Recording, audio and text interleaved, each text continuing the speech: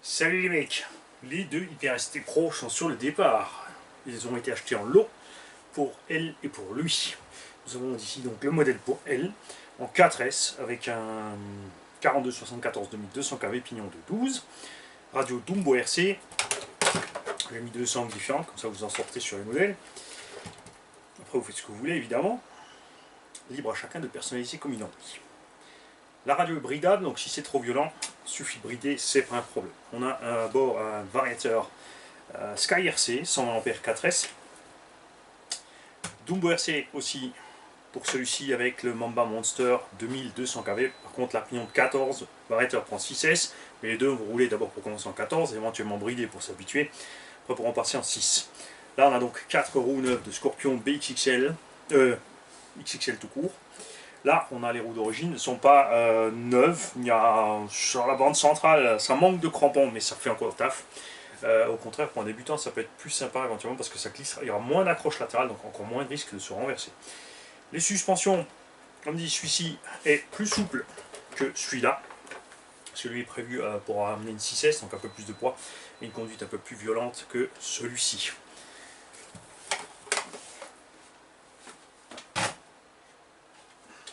D'œil rapide à la Dumbo RC quand même. Allumage sur le côté ici. Là, tu as une voie annexe si tu as besoin d'une voie annexe. Trim de direction.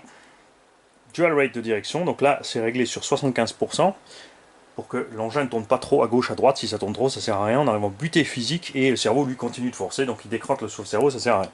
Donc là, c'est réglé juste pour être en butée physique gauche-droite. Si c'est trop compliqué à rouler, si tu es sur un sol trop glissant et que ça se balade trop facilement gauche-droite, tu diminues ici ton dual rate. Tu fais juste attention quand tu remontes de ne pas dépasser 75%, comme dit, pour ne pas faire forcer le cerveau sur celui-ci. Là, tu as la même chose pour les gaz. Normalement, le trim de gaz, ça n'a pas besoin parce que c'est un neutre électronique qui est fait et ensuite ça bouge généralement plus. Donc si au cas où tu as un petit souci, le véhicule ne s'arme pas, parce que si ton trim est déréglé ou quoi que ce soit, le véhicule ne va pas s'armer, c'est-à-dire que ça va biper mais il ne va pas prendre. Il se met en sécurité, donc tu checkeras vite si par hasard il n'y a pas eu ce truc là qui était déréglé ou quoi que ce soit avant de voir plus loin sur le véhicule. Là tu peux brider les gaz. Attention, en dessous de 50%, tu perds ta marche arrière. Tout simplement. Cut-off sur le Vario Castle réglé à 3.2, ça nous donne un 3.4, 3.5 quand tu as fini de rouler. Ici 3.4 parce que ça donne ici 3.4, 3.5 quand tu as fini de rouler. L'inverse, pardon. Ça c'est le Castle, ça c'est l'autre. Il y a aussi encore la carreau d'origine avec pour le deuxième ST. Les barres de toit sont évidemment là. Et ici un exemple de mousse qu'on peut mettre sous le toit pour appuyer sur le diff central ici, ce qui fait que tu vois c'est une mousse dure, solide, qui n'écrase pas ton toit.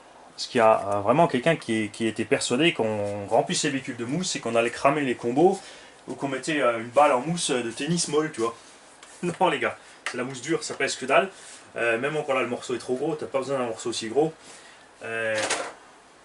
Faut juste, tu vois, une bonne embase 30 par 30 et la hauteur qu'il te faut pour relier le toit au châssis, c'est tout.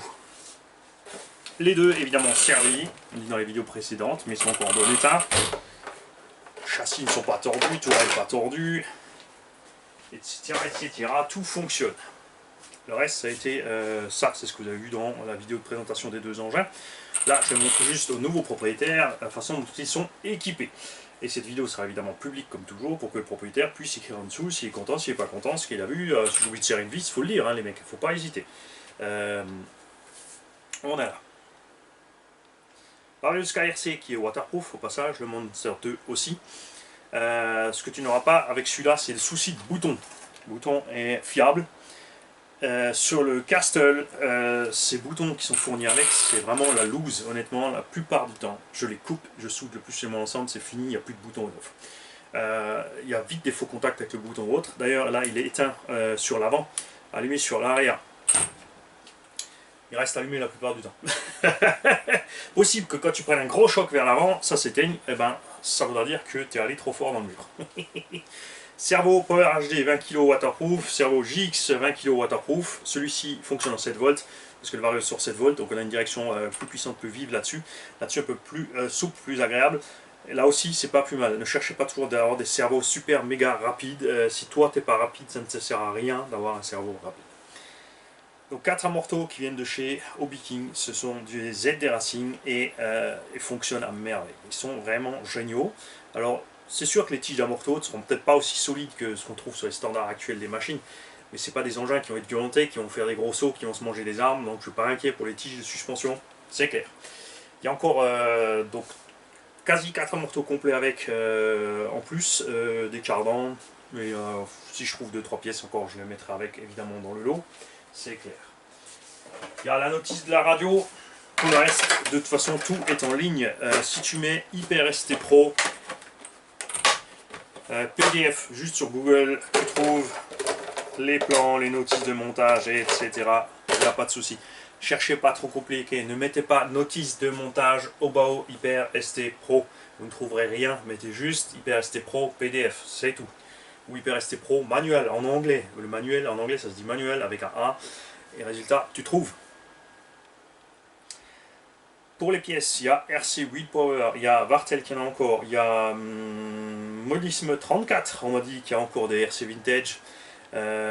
Sur eBay, on trouve encore une tonne de choses. Et puis après, c'est vrai que c'est les ST Pro, on trouve parfois des châssis, des morceaux de châssis ou des lots de châssis avec des pièces sur eBay, sur le Bon Coin, sur les petites annonces, etc.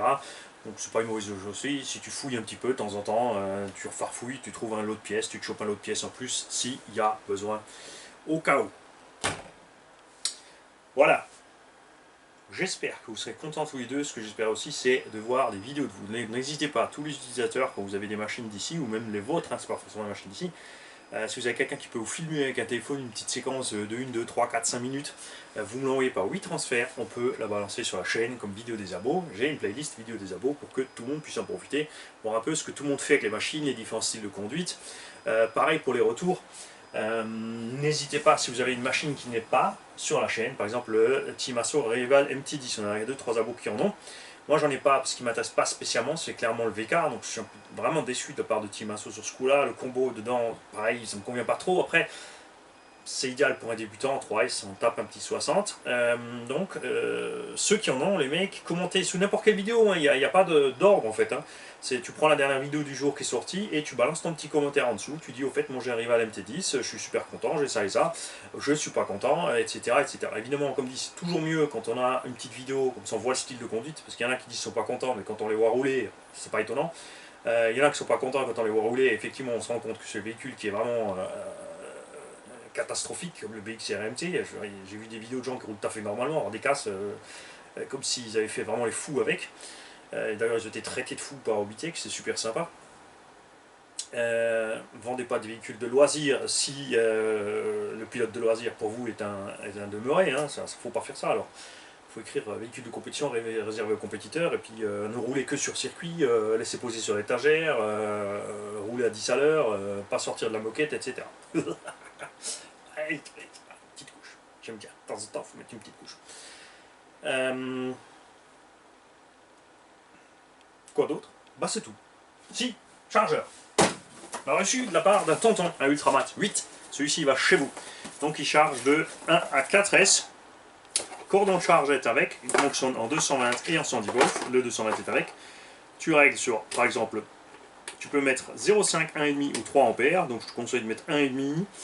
Tu appuies sur la petite touche LiPo qui est dessus, la petite LED au niveau du fonction LiPo s'allume. Tu branches évidemment ton cordon d'équilibrage là-dedans, hein, en 4S. Là, la petite, du coup, tu as la petite LED aussi qui va s'allumer sur équilibrage et il va automatiquement charger et équilibrer ta LiPo. Si tu ne mets pas le cordon d'équilibrage, il n'équilibrera pas.